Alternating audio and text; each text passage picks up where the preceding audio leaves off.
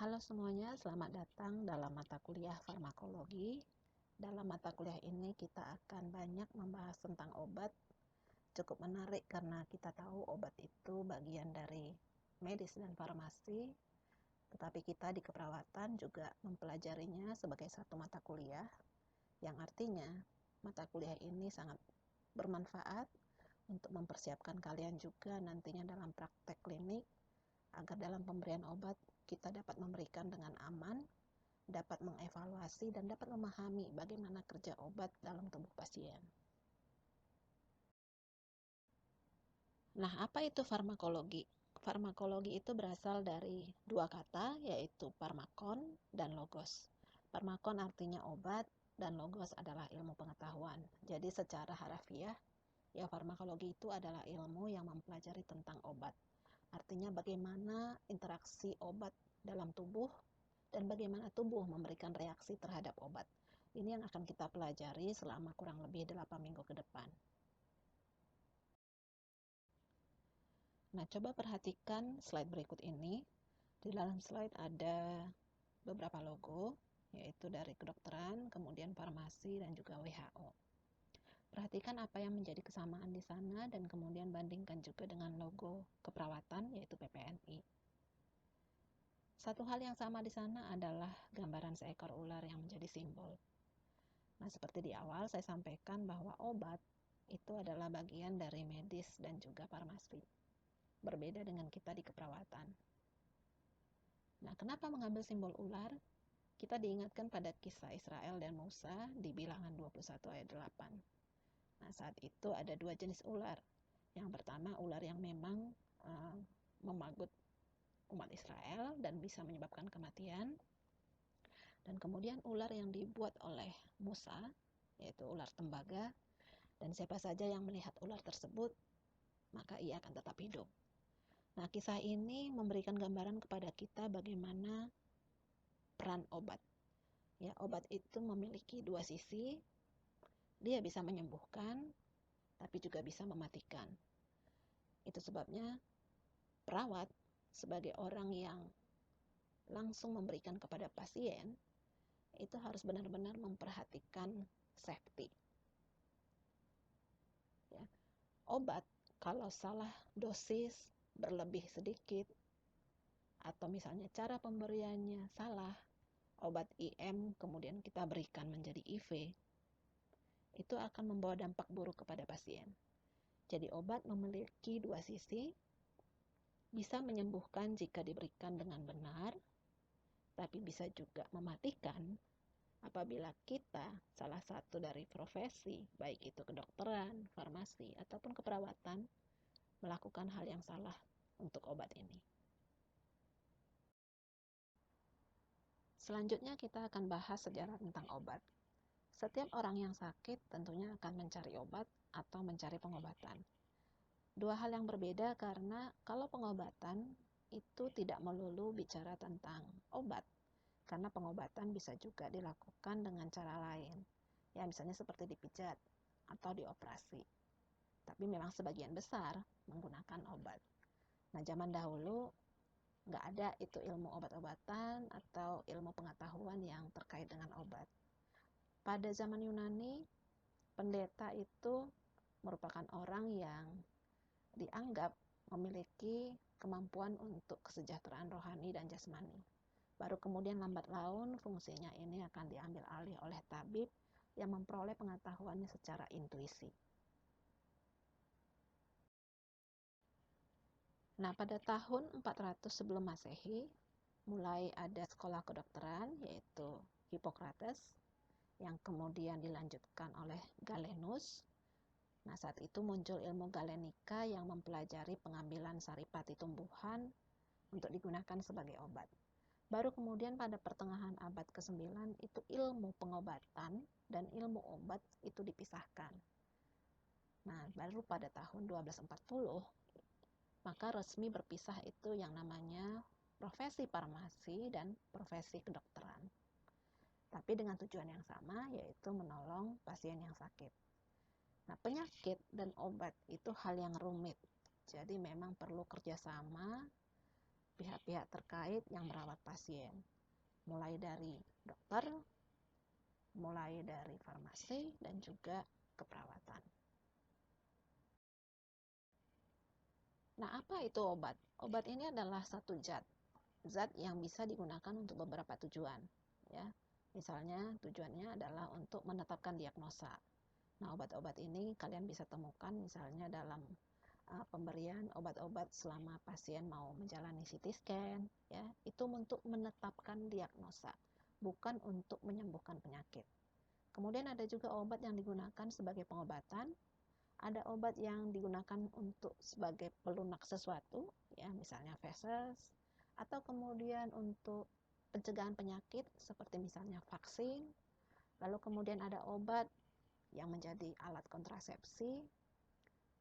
Dan obat-obat ini itu ada yang alami ataupun sintetik. Ya, jadi alami diambil dari tumbuhan atau organisme hidup, atau juga sintetik yang dibuat di laboratorium. Nah, obat tadi seperti saya di awal sebutkan, itu bisa memiliki dua sifat. Yang pertama obat, yang kedua racun. Batas keduanya sangat pendek, sangat tergantung dengan dosis dan cara. Ini yang tadi saya sampaikan, bahwa obat salah dosis, salah cara pemberian, itu bisa menjadi racun atau mematikan pasien. Nah, hal yang penting yang perlu diingat juga adalah aksi atau efek suatu obat itu pada tubuh manusia itu sangat berbeda. Panadol bagi saya, kalau saya pusing, itu akan sangat beraksi atau berefek. Ada teman saya yang lain, yang kalau pusing hanya diberikan Panadol, dia merasa tidak ada efeknya. Nah, jadi bisa saja obat yang sama diberikan pada orang yang berbeda, menghasilkan efek yang berbeda pula. Ini adalah keunikan di dalam pengobatan. Nah, obat itu berkembang dari sebelumnya hanya bersifat coba-coba dari bahan alam yang tersedia, atau kemudian dari pengetahuan secara turun-temurun, sampai kemudian berkembang dari empiris, dan akhirnya menggunakan teknik laboratorium, ya, menggunakan bahan alam yang distandarisasi dan diekstraksi. Nah, obat biasanya itu diambil dari bahan alam yang memiliki zat aktif tertentu. Zat aktif ini yang kemudian diisolasi, ya, diambil senyawa murni yang memiliki aktivitas tinggi dan seragam. Nah, cukup banyak bahan alam di dunia yang bermanfaat hingga sekarang. Contohnya tumbuhan dari Ephedra vulgaris, Atropa belladonna, yang kemudian masih digunakan menjadi bahan-bahan obat sampai sekarang. Nah, bahan alami pastinya memiliki keterbatasan karena kita nggak tahu sampai kapan bahan alami itu akan ada. Nah, abad ke-20 mulai diperkenalkan obat-obat sintetis ataupun semisintesis yang dihasilkan dari laboratorium. Nah, zat ini dibentuk sama seperti senyawa yang ada di tumbuhan atau hewan, hanya dibuat struktur molekul yang baru. Dalam sejarah farmakologi, itu ada perkembangan yang paling monumental yaitu tahun 1940. Saat itu ditemukan obat penisilin sebagai obat antibiotik yang sangat ampuh untuk berbagai jenis penyakit infeksi, dan kemudian tahun 1953 untuk penemuan obat sulfanilamid. Nah, saat ini cukup banyak penyakit ataupun virus dan bakteri yang baru, ya, salah satunya misalnya corona, kemudian penyakit-penyakit kanker yang membutuhkan terapi yang lebih spesifik, yang lebih maju. Nah, ini memacu ahli kimia, entah itu farmasi, kedokteran, untuk berlomba-lomba mencari senyawa aktif baru untuk pengobatan berbagai jenis penyakit baru ini. Jenis-jenis obat sangat beragam. Nanti kita akan belajar mengenai jenis atau golongan obat termasuk klasifikasinya pada minggu ketiga atau minggu keempat, ya. Di situ ada puluhan jenis obat, ratusan atau ribuan nama obat yang kalian harus mengerti cara kerjanya seperti apa, Ya, karena biasanya obat-obat ini memiliki cara kerja yang saling terbalik ya.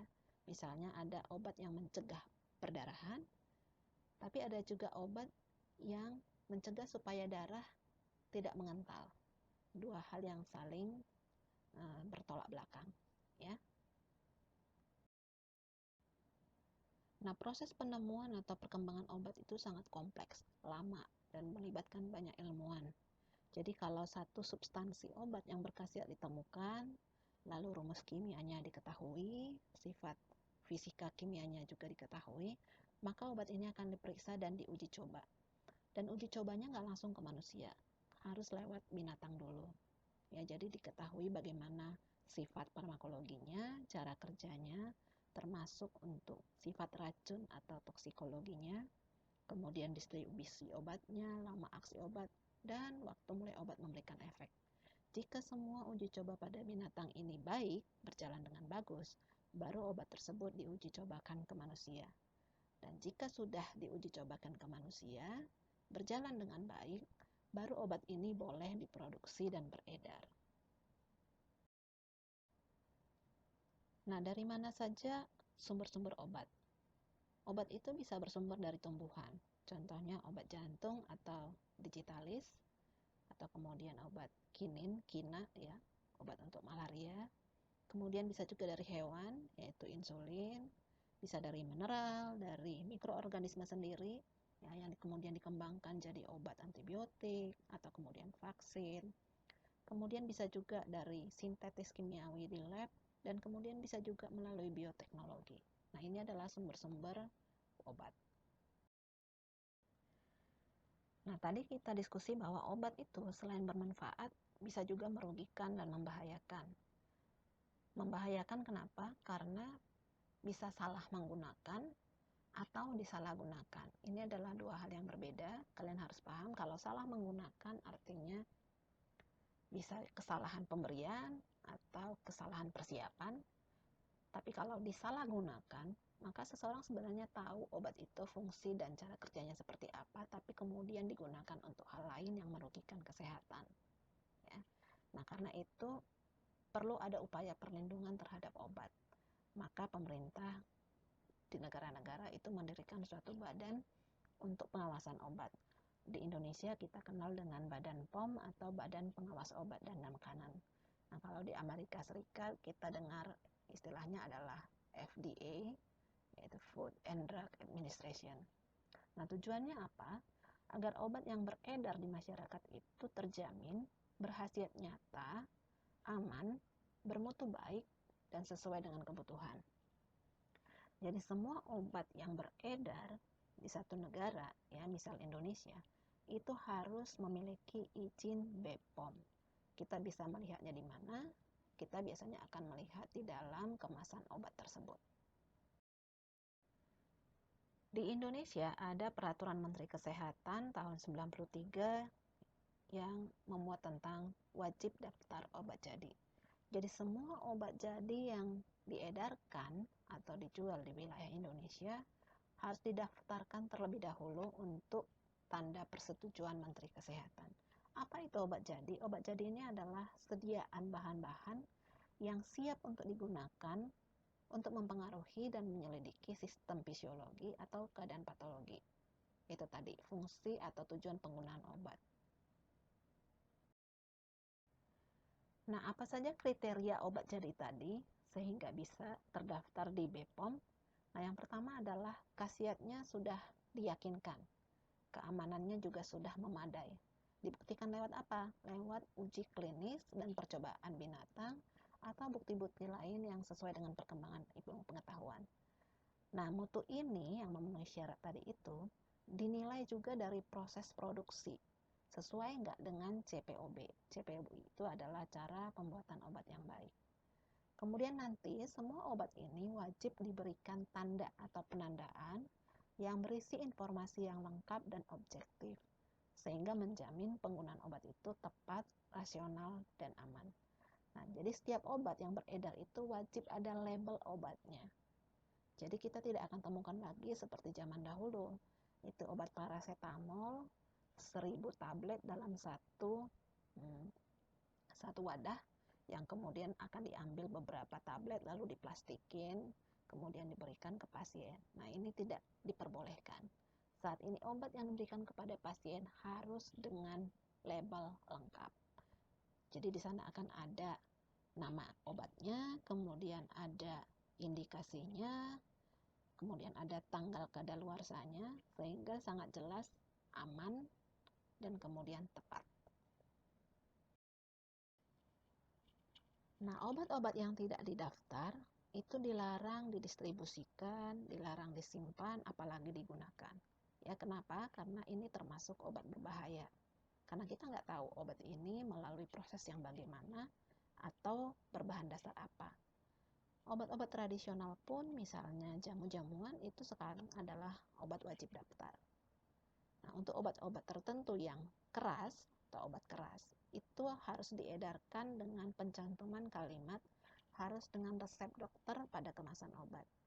Nah, sedangkan untuk obat-obat dengan kategori bebas atau bebas terbatas akan diberikan tanda khusus dalam bentuk lingkaran. Nah, setelah ini kita akan mempelajari tentang hal tersebut.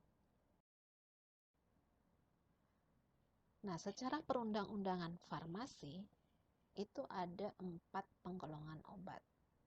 Diingat kembali ya, saya tekankan, secara perundang-undangan farmasi ada 4 golongan obat. Penggolongan ini dimaksudkan untuk peningkatan keamanan dan ketepatan penggunaan. Ya. Apa saja golongan ini? Yang pertama adalah obat bebas terbatas, obat keras, dan yang terakhir adalah narkotika atau psikotropika. Obat bebas itu ditandai dengan lingkaran hitam dengan warna hijau di dalamnya. Ya. Kemudian obat bebas terbatas itu lingkaran hitam dengan warna biru di bagian dalam. Sedangkan obat keras itu adalah lingkaran hitam dengan bagian dalam berwarna merah dengan kadang-kadang ditambahkan dengan tulisan K atau istilah keras. Baru kemudian gambar yang terakhir adalah untuk golongan obat narkotik.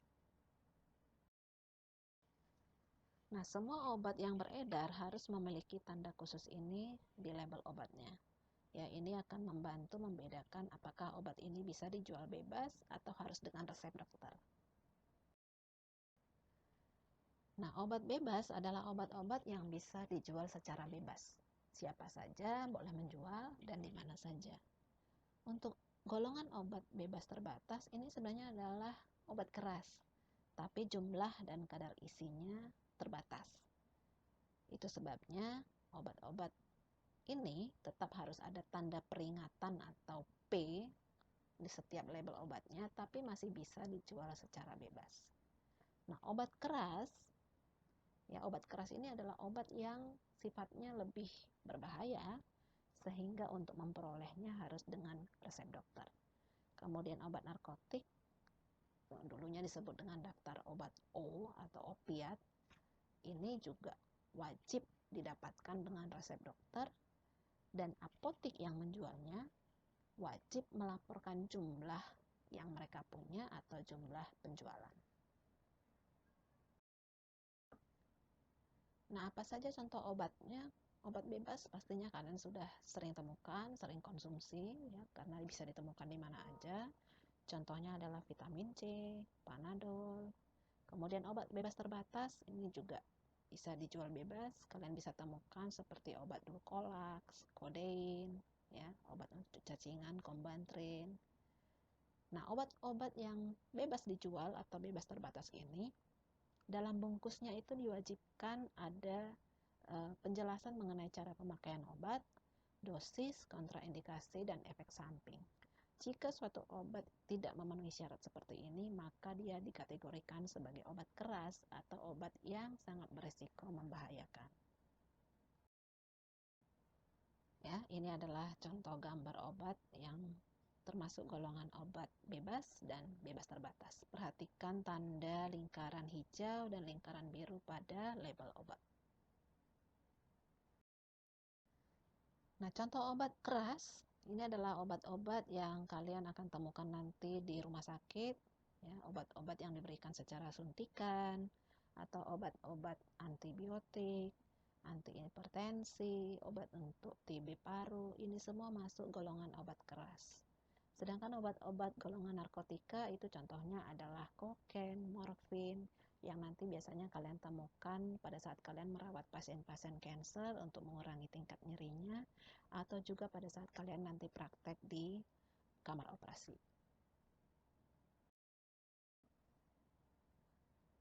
Nah, tanda atau label peringatan yang diberikan pada sediaan obat keras atau obat bebas terbatas itu bisa terdiri dari salah satu tanda P ini. P nomor 1 misalnya, awas obat keras, bacalah aturan memakainya. Atau kemudian P nomor 2, awas obat keras hanya untuk kumur, jangan ditelan. Ya. Atau mungkin P nomor 6, awas obat keras, obat wasir, jangan ditelan, karena memang bukan untuk obat oral. Nah, ada beberapa istilah obat yang kalian harus pahami. Yang pertama yaitu obat tradisional. Suatu obat dikatakan obat tradisional apabila dia obat jadi atau obat berbungkus yang berasal dari bahan tumbuhan atau hewan atau mineral yang menjadi obat berdasarkan pengalaman. Ya, jadi misalnya jamu-jamuan. Kemudian obat jadi, ini adalah obat yang bisa dalam keadaan murni atau campuran berupa serbuk, tablet, supositoria yang memiliki nama teknis yang nanti digunakan untuk distribusi obat. Kemudian ada juga istilah obat paten. Nah, ini nanti sering kali kalian temukan. Obat paten adalah obat jadi dengan nama dagang yang didaftarkan atas nama si pembuat obat ini, kemudian dijual dalam bungkus asli dari pabrik yang memproduksinya. Ya, jadi misalnya pabrik A membuat suatu obat jadi dan memberikan nama yaitu misalnya parasetamol. Nah, parasetamol ini pada saat pertama kali dibuat ini adalah obat paten oleh pabrik yang membuat parasetamol. Ya, jadi pabrik ini memiliki hak paten untuk nama obat tersebut karena dia yang memproduksi obat tersebut. Lalu apa bedanya obat paten dan obat generik? Tadi saya jelaskan, obat paten itu adalah obat baru yang diproduksi dan dipasarkan oleh sebuah perusahaan farmasi yang sudah memiliki hak paten. Ya, jadi obat paten ini tidak boleh diproduksi dan dipasarkan oleh pabrik lain tanpa seizin pemilik hak paten. Hak paten itu bisa sampai dengan 20 tahun, bahkan juga bisa diperpanjang. Tapi apabila tidak diperpanjang, artinya obat tersebut bisa diproduksi oleh pabrik farmasi lainnya. Nah, ini yang kemudian akan menjadi obat generik. Nah, obat generik itu juga ada dua, obat generik berlogo dan obat generik bermerek. Ya. Obat generik berlogo artinya adalah obat yang hanya menampilkan logo generik tanpa menampilkan nama farmasinya atau nama perusahaan farmasinya. Jadi nggak perlu biaya promosi, ya obat ini akan sudah langsung dikenal karena sebelumnya sudah melewati obat paten. Sedangkan untuk obat generik bermerek, ini adalah jenis obat yang sama yang diproduksi dengan obat yang sebelumnya sudah dibuat oleh pabrik lain. Kemudian mereka memberikan nama lain, ya, tapi kandungannya tetap sama. Dan tentunya kalau namanya berbeda, perlu promosi yang berbeda, sehingga ini yang mengakibatkan harganya akan lebih mahal dari obat generik biasa. Nah, sekarang kalian memahami apa beda obat paten, obat generik berlogo, dan obat bermerek. Ini adalah 3 hal yang berbeda. Jadi pertama kali dibuat, ya, pabrik memberikan nama obat, maka obat tersebut merupakan obat paten karena pabrik memiliki hak mematenkan obat ini sebagai hasil ciptaan mereka untuk 20 tahun ke depan. Kemudian setelah hak paten ini selesai, maka jenis obat yang sama, ya, zat aktif yang sama bisa digunakan oleh pabrik lain untuk membuat obat yang sama. Nah, obat yang sama ini bisa dijual dengan nama yang sama seperti obat sebelumnya. Ini yang dikenal dengan obat generik berlogo, sehingga biasanya akan lebih murah karena namanya sama. Tinggal menjual, hanya pabriknya yang berbeda. Tapi kemudian ada juga obat bermerek, artinya zat aktifnya sama, dibuat oleh pabrik lain, dan kemudian pabrik lain ini memberikan nama baru terhadap obat tersebut.